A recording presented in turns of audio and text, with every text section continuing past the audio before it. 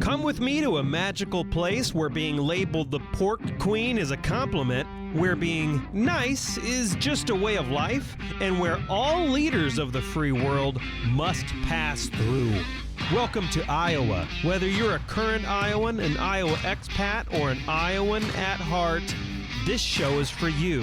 This is the Iowa Podcast. Real Iowans, real talk, no drama.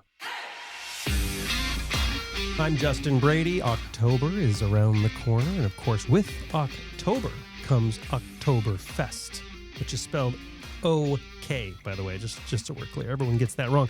Oktoberfest is around the corner, and a 60th anniversary of Oktoberfest in the Amana Colonies. And by the way, I just a little research. I was studying up on the Amana Colonies. There's a lot there. It's actually quite a high tech. We don't think of the Amana Colonies as being high tech, but we're going to talk about Oktoberfest. We're going to talk about high tech Amana Colonies, which sounds weird. And we're going to do that all with His Highness, the Amana Colonies Bürgermeister joins us in the studio. Thanks for coming in here.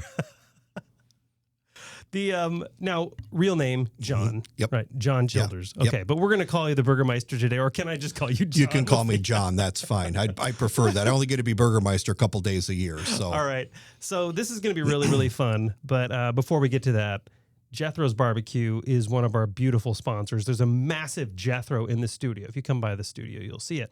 But if you go to iowapodcast.com, go to the top, and you can buy a $100 gift card on that banner. They will give you a $30 gift card for free. So that's pretty cool.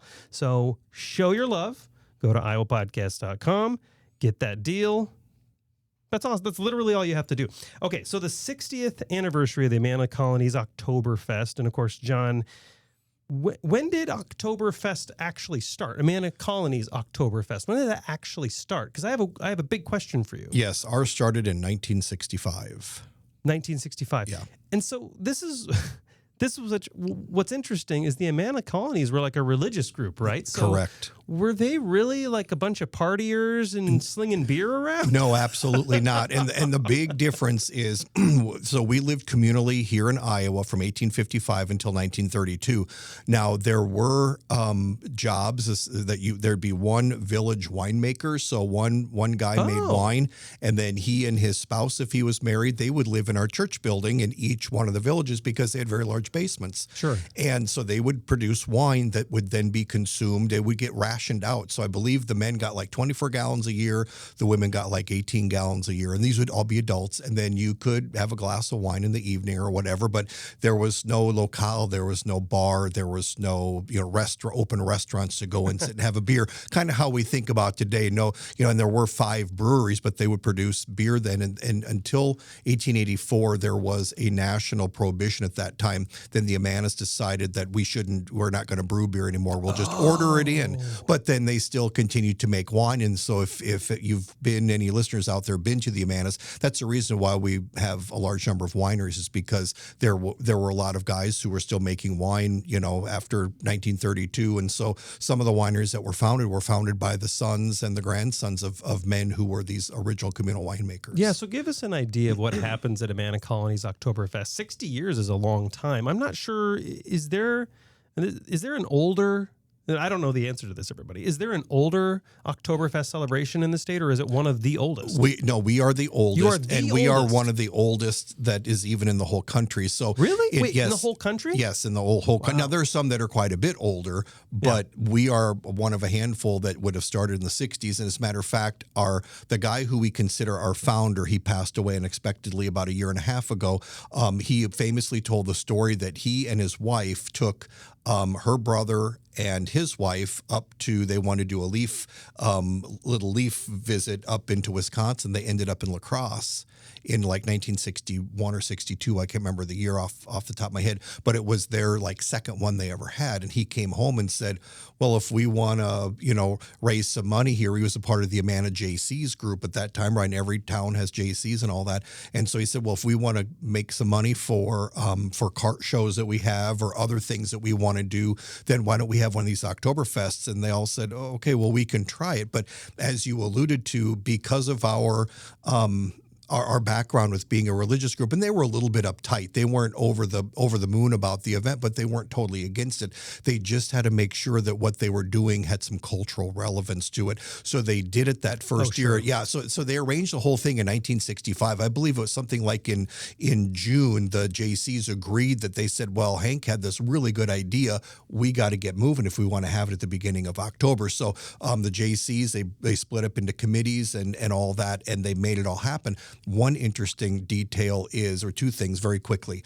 One is that he told me several years ago, John, there's no way that we could have ever made this go because of our mentality growing up in that way, not wanting to party out loud and outside and all that, to have that kind of fun. So it took some of the men who married Amana women. A lot of them were engineers at Amana Refrigeration. They moved into the community, married someone, and they said, hey, guys, it's okay. Other places do this. It's all right. And he said, had it not been for them, they would have been very hesitant and probably not did it. The other thing that they found out is that a guy who lives right next to our museum in Amana moved here from Sheboygan, Wisconsin. He said, you have to have sandwich-sized bratwurst, and we didn't at that time. The Amana Meat Shop has been producing since the 1850s, but they had these long ring tied together bratwurst that were smoked and all that. They're really, really good. But he said you've got to make them so they fit in a bun. And so that was the one big thing. So they were still making these very old world fashion, items at the meat shop. So the bun is just there for to transport the sausage, exactly. Right? I mean, we don't. Come on, it can be super small. That doesn't matter. So you are the official Burgermeister for the. I don't even know if I'm pronouncing it this way. Am I German? I don't know German. But for those that are only listening and can't see, you are in the garb. I am. So what is this? What does this mean? Am I pronouncing it right? But what does it mean to be the Amana Colonies Burgermeister? Well, so first of all, to the outfit, historically in the Amanas, they did, the men and women wore kind of what I'm calling like uniforms. Their dresses were certain cuts. They made it with calico fabric. There were some other fabrics then that they would bring into the community, that we had little general stores in each village where you could go buy all that sort of thing. And then the men had certain cuts, and these would have been cuts of suits and all that they would have brought from Germany with them. And most people think they were maybe a generation or so behind on their clothing. But what I am wearing is basically what you would see most people in Germany, mostly only in Bavaria, wearing today: traditional vest, one of the checkered shirts. They wear these checkered shirts in different places, but you can't necessarily see it. But I'm wearing a pair of Bundhose, which are they're not a lederhose. They tie down at the knee. You can show the camera if you want.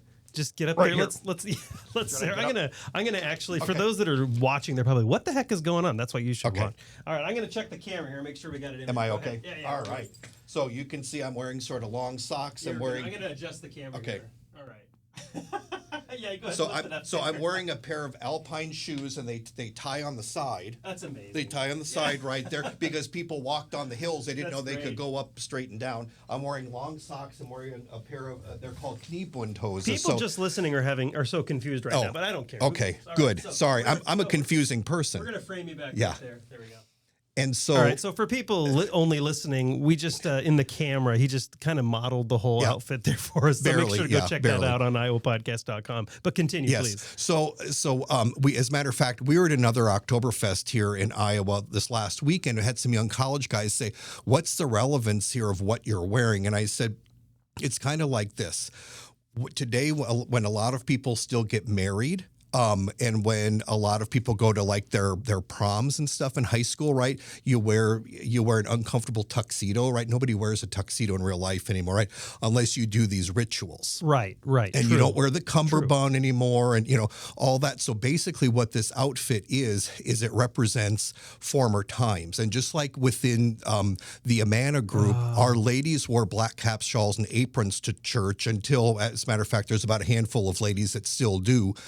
So imagine the Amish, but not the Amish. We always try to say that we don't want any confusion there, but our ladies still wore this black garb.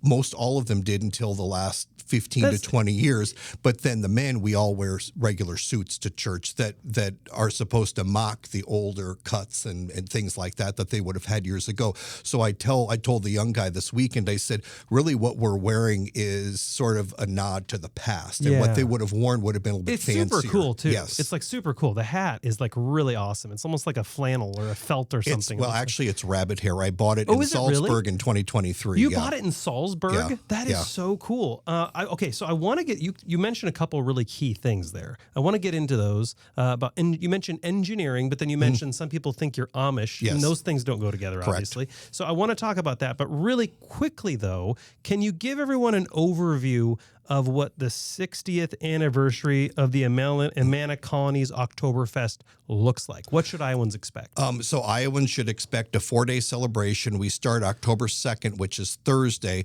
So we just decided to add on kind of most of a day onto it so we can have, friends and family and everybody have a chance to come home. Folks who maybe otherwise might not be able to make it down the weekend to add that extra day on.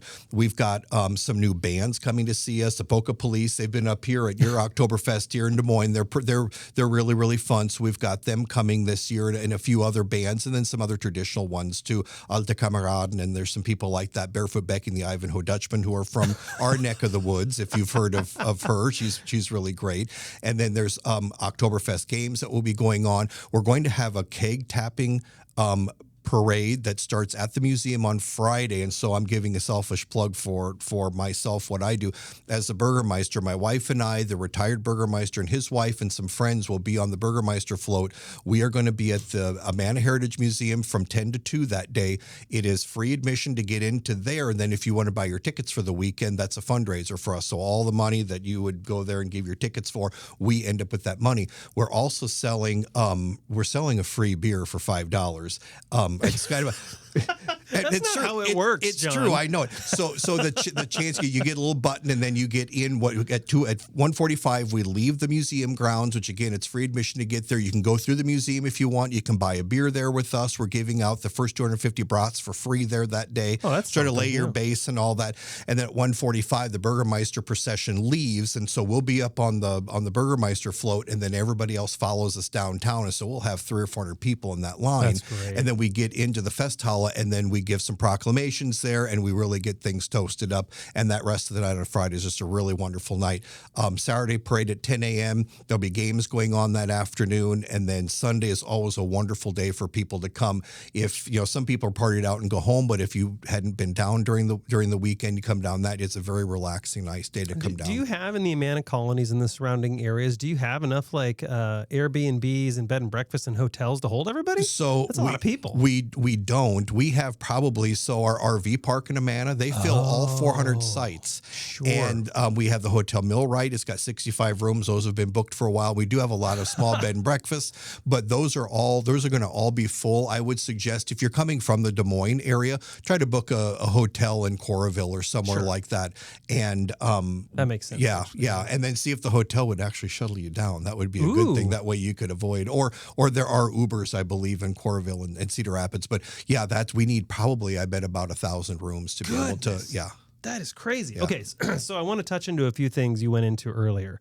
You mentioned people think you're Amish sometimes. You're not. Then you also mentioned that the Amana Colonies has this engineering background and refrigeration.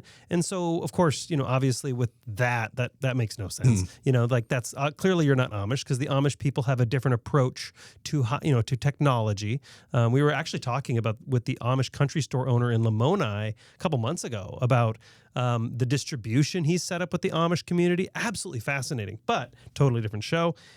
Explained to everybody the fact that the Amana Colonies were actually super, super high tech on a bunch of technology, refrigeration only being one of them. Yeah. So first of all, a lot of people to avoid the confusion between us and the Amish is that, right, the Amish were a part of the Anabaptist movement, which started at the same time the Reformation did with Martin Luther. We, as the Amana people, left the Lutheran Church. We separated from them starting after 1675 and sort of more officially organized, or at least the people who lived 150 years later said it was in 1714 when our church took shape. But we are considered to be radical pietists, which are different, very different than the Amish folks, because they would have left sort of the Mennonite tradition around that same time, very late 1600s.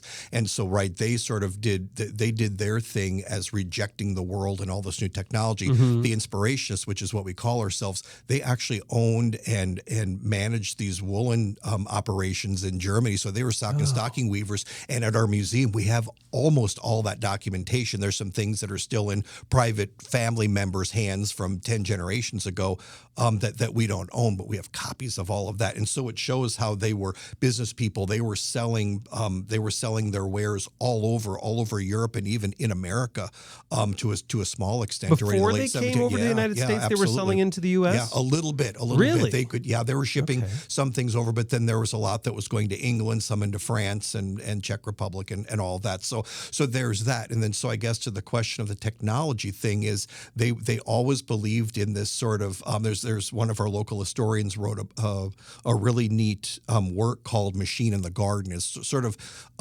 demonstrating how Amana has this agrarian background. We do have, the 26,000 acres, one of the largest farms in the state of Iowa, and it's always been that essentially that same size, about 24,000 acres, including timberland, pasture, and row crops. But then you have this machine in the middle of it, which were our 2 woolen mills and a calico factory. So they brought that technology and that know-how with them to America. They didn't do calico in Germany, but they started in America in the 1860s at our first villages in Ebenezer. Came out to Iowa then, and then they set up those two woolen mills in the calico factory here. Calico ran until the 1920s when calico fabric went out of fashion, and the woolen mill full operation went until 1985. And then today we weave and then finish, a number of thousands of blankets. But it's not anywhere near the large technology or the large scale that it was at one time. So they had all that. They could have historically added patents to improved machinery up to like 100 items they could have done that with. And they never did. There was no reason for them to do it. So some other people then who would come to work in the Amana, they could go and they'd say, well, I did that. And they would, make the patent for it themselves. That's one of the things they did. And then we had the first tractor in Iowa County in 1913. In the Amana Colonies, the first tractor. Yep, first tractor. And we also started, I believe it was 1945. I might get corrected when I get home. But we ended up with the largest dealership for Minneapolis Moline tractors in west of the Mississippi River. I think the first year they sold 1 tractor, second year they sold 3, and then after that it sort of exploded. And there's still a lot of people in our area, within 30 miles, who say, this is my grandpa's tractor, because there used to be a Minneapolis Moline reunion, and they'd say, my grandpa bought this here in 1952, and it's still in the family. So there's still a number of ones that the pedigree comes in from Amana.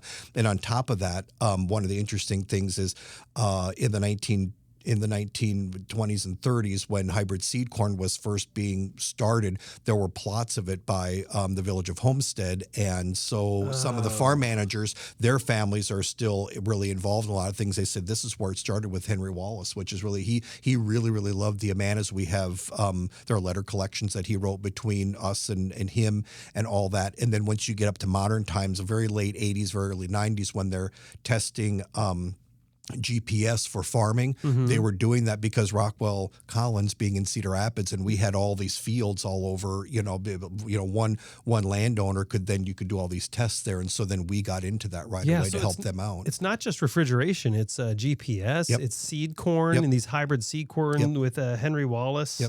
You mentioned over email, you were one of the first, or the first, I'm not entirely sure, to introduce microwave technology to the Amana Colonies? Yeah, Raytheon invented that, right, World War II time, and then they bought Amana Refrigeration.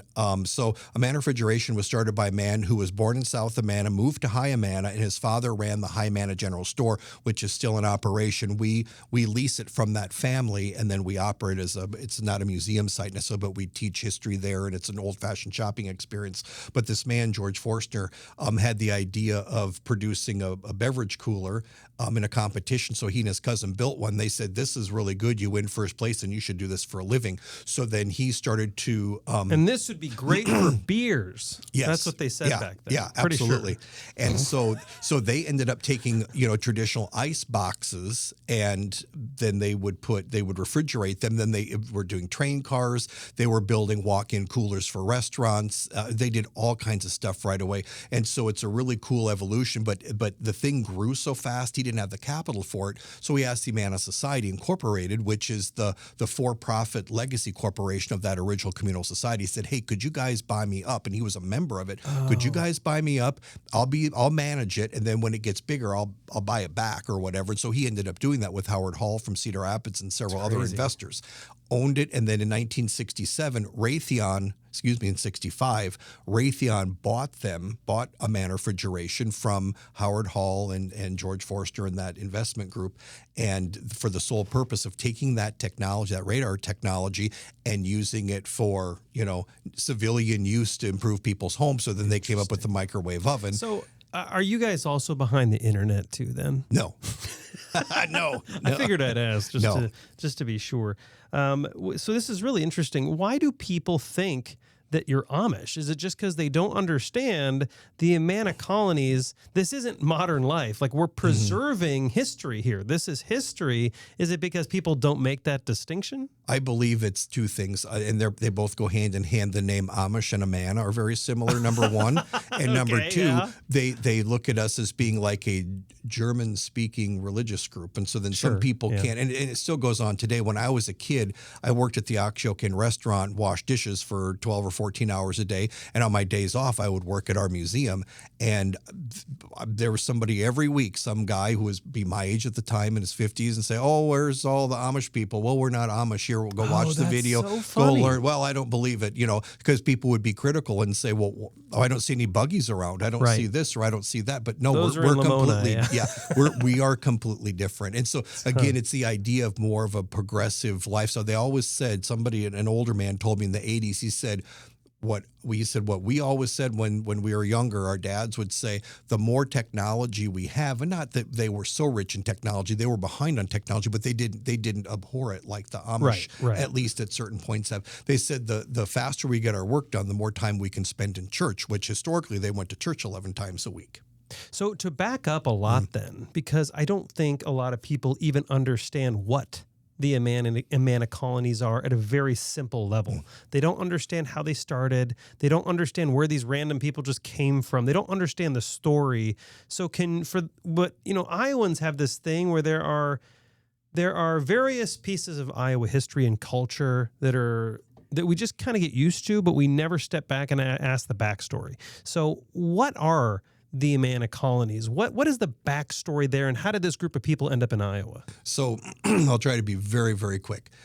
Again, our church started technically in 1714, radical pietists. And if you lived in Germany at that time, it's unlike America where you can be a devout whatever person within a religion. You can believe half of it or believe none of it, right? We can freedom of religion, freedom of choice here. They didn't have that in Germany. You had you had to make a confession. You're either Catholic or Lutheran at the time. But there were always splinter groups, right? I mean, I think it's just the human will to say, for most people, like, this is all great, but I want something different or whatever. So in the early 1700s, with this radical pietism that came out, there was generally just pietism. Pietism was a reform movement within the Lutheran Church. A small sliver of that were the people that were saying, oh, it's great, we can kind of get out of this now. And so they wanted to get rid of orthodoxy. They wanted to say, I want that personal relationship with God on my own. And so that's what they did. A lot of them ended up in several different areas in central Germany, in the province of Hessen, Baden-Württemberg, and southwestern Germany. There are enclaves there, and in numerous other places. The radical people were the ones then that separated themselves from the church. And so they existed then as the inspirationists and some other groups until the 1800s. A lot of them ended up going back into the regular churches. Some of them ended up migrating to America. Our group felt forced to leave Germany. So about 1840, they knew they were going to be moving. And so these woolen mill guys, these families, 4 or 5 families that had a good amount of wealth, they'd been doing cottage industry, sock and stocking weaving. They'd gotten into woolen operations then very shortly before that. And as other inspirationists were leaving these other parts of Germany, moving in. If you ever fly into Germany, you fly into Frankfurt. So, I have. Northeast of there, the Ronneberg area, a lot of people were moving into that area that were inspirationists. So about 1843, they say, okay, we're all here. How are we going to get to America? They said, let's live communally. And the people that were very wealthy said, we'll pay everybody's way over. We'll buy a big tract of land wherever we're going. And then after a few years, we'll divvy it up. Well, Wow. they came to America. A bunch of them came over, 900 of them in about a 6 or 7 year period. And they said, this is great. We go to church 11 times a week. We have these communal kitchens where there's no kitchens in the home. So they were having, the division of labor. Men were farming. Men were working as smithies. They were doing other stuff. They were working in the mills, and the ladies were tending gardens and cooking and doing all that stuff. And life seemed to be very regulated, which is what Germans really like, right? They want that, everything has to be, orderly. And so after those few years, they said, this is working out so great. Why don't we make a constitution that just says we're going to live this way for as long as we can? Wow. And they put provisions in as well for them in case they didn't want to live communally anymore. So in the 1850s, they decide they need to come to Iowa. So they start selling everything lock, stock, and barrel in New York, and then they start buying the land that comprises the Amana Colonies right now. From 1855 until 1861, they bought that 26,000 acres of land, created 7 villages, and each village was set up as like a farming district. So the farmers and everybody lived in town. There were no farmsteads as we would know them in the rest of Iowa. So they farmed about 1,500 acres around their village, and not all the land was open. They had pasture as well and timber and all that stuff that they tried to manage. So living communally meant basically that you were under the rule of the church, and if you didn't like it, you were free to leave. So it was the church who kind of organized everything. Yes. And those woolen mill people originally, in their original contract, it basically says that we are incorporating this woolen mill group together, and we're going to run it here in Germany, and if we run it in America, we need to agree on things. And most of them were church leaders. But they said, if we don't, we have a set of church elders who have no ties to the woolen mill. But if we can't make decisions and are arguing, we're going to put it to them, and they're going to make the final decision. So already in Germany, they were doing that. And so the thing ran, relatively smoothly until we get more to the modern era. You get up to World War I, there was issue there. We were pacifists. World was getting smaller. There was the fire at the woolen mill in Amana in the early 20s, and so that caused about $500,000 of damage. They had no insurance. And back then, that's a lot. Yeah, that's a lot. Evidently, there were cars from most of your listeners are probably from the Des Moines area or where, but if you know the Amanas all the way to Cedar Rapids, Highway 151, there were people lined up almost all the way to Cedar Rapids to come down in like Model A, Model T cars to look at the damage and stuff. Crazy. But then when they decided that they needed to change, they became a group and came here from Germany and lived communally so they could become a community, because they were spread out throughout different parts of Germany. And then the reason that they changed was to remain a community, because there were a lot of people in their 20s. They wanted to leave. They said, this isn't for me. The communal living, it isn't that they didn't like living communally or didn't like the religion. They felt sort of shoehorned. I have to be a blacksmith like my dad, or I have to work in the woolen mills. Oh, that's fascinating. Because there was actually, matter of fact, there's a guy, he was brilliant, but he wanted to be an artist. Well, instead he had to be the doctor in town, but because his father and grandfather had been, but I mean, he could have done anything he wanted. And had he lived, in another small town somewhere, he might have said, Dad, I know you're a doctor. Well, if I go and train to be a doctor, can I make a bunch of money and then I can just do art? That wasn't what the case was at Amana. There were people who wanted to be mechanics for all these new, truck and trailer, all these people driving by said, well, I can fix these cars. Well, we really don't have that. We don't have need for that. That's what I was going to ask. Is it looks like it was this communal society. Things were going great. The church was like leading everything. But the German culture kind of wore off a little bit. Like, you fill your role, you fill your, at least at the time. Yes. Regimented, this is just how you're supposed to do it. And kind of, is it fair to say the American culture or the USA independence and freedom kind of infected them? And then they're like, well, actually, I want to be an artist. Like people didn't want to fill those roles anymore. They didn't want to fill the role the community asked them to fill. And that's kind of what ended the Amana Colonies, or at least the first version of it. Yeah, I would say that it helped the transformation of it, because the group still exists. We're still there. We're still doing what we do. But in a historical sense now. Yes. And so a lot of the people, it was just, you were supposed to be content getting up every day and milking the cows, or and they had people go do different things. A lot of the men who maybe worked on the farm, they were almost like utility workers, where they were delivering eggs one day, they were helping here, they were cutting wood, they were doing different things, but it wasn't necessarily what you wanted to do for yourself. And then in their payment, what they were getting paid was they could live in their home for free, and they got all their meals, and then they got like an allowance, just a household allowance. And it was $50 to $80 a year. And, and of course that would, if they could go to the local general store, to any of them, the 7 villages, and say,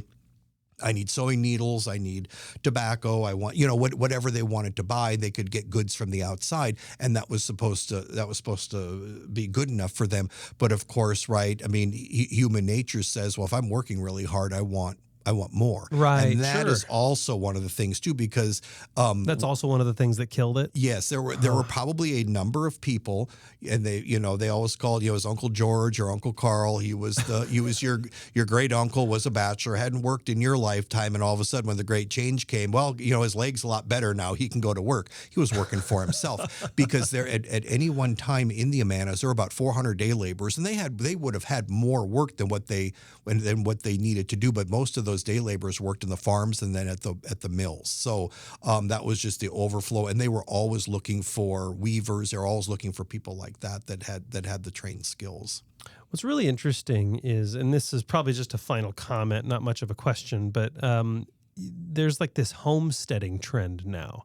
Like, people are like making their own soap. They're kind of going back to this state of, I think it's kind of a reaction to all the mystery chemicals being put in our food and soaps and stuff. So what's interesting is there's almost this technology peak that the Amana Colonies hit. Mm-hmm. And then in some ways, I feel like we've kind of gone backwards. We've prioritized speed, and in that, we've like prioritized speed and cost, but we've actually lowered quality and created a whole bunch of problems. So there are probably quite a few lessons to be learned from the Amana Colonies. There are some lessons to be learned how to not do things as well, but it's an absolutely fascinating story, and I appreciate you helping me tell that and telling that story today. 60th anniversary of the Amana Colonies Oktoberfest. What is the website? Do people need to register, and when is it? AmanaColonies.com, and then you can get on there and find the schedule and all of that. So so at the official grounds, the Festhalle grounds, there is a charge to get in there. And like I say, you can buy your pass with us. You can buy them online. They should be online and up and ready to purchase. And then it's a whole weekend of fun. We feel that it's going up there. We're getting bands from all over the place, and it's very much a value for the money. So. And when is it? It's going to be October 2nd through 5th. October 2nd through 5th.